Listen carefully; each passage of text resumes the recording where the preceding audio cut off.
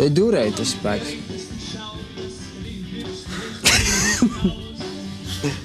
Mihelsons.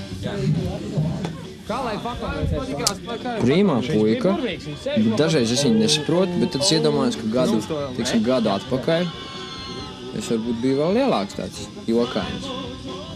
Viņam labi padodās zīmēšana. Ja viņš saprast kompjuteros kaut ko no, viņa arī tajā plānā, man liekas, kaut kas sanāk. Jokainis. Akordeonists. Liels jokainis. Ne, viņš nav šodien, tāpēc mēs mierīgi varam runāt. Liels, nē, faktiski pat ne jokainis. Viņš kaut ko grib, un viņš arī to dabūs. Vai viņš spēlē labāk akordeonu?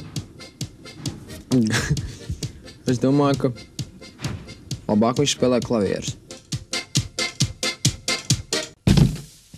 Čuvalds ir pats strādīgākais, es domāju. Labais tās.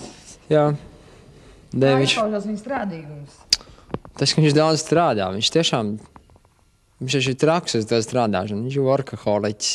Vai tā nav, tad teiksim, ka jūs visu dodaties gulēt un Ģubalds vēl strādā? Tā jau ir. Tā jau ir, un tad Ģubalds dodās gulēt, un tad mēs viņam noskujam kājas.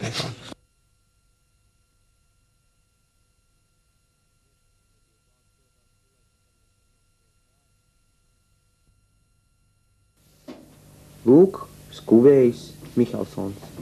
Bet es esmu tikai pēdējais skuvējs. Kur tu tīri?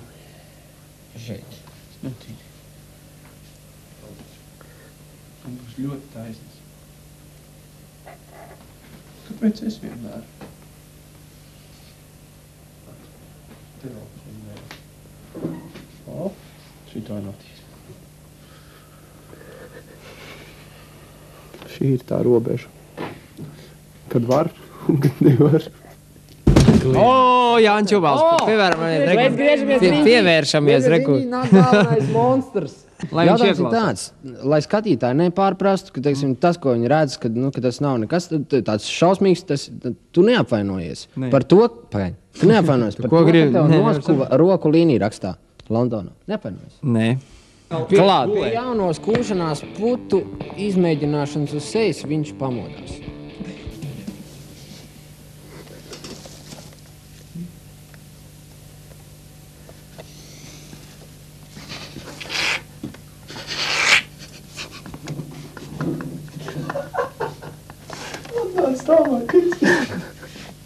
Pagaidi skatīties. Apturi. Otrā daļa.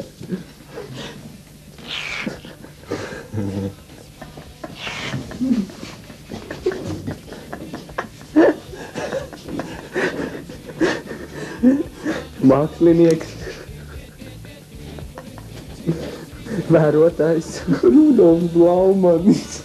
Izpildītājs. Ak, tu dieniņ, modelis.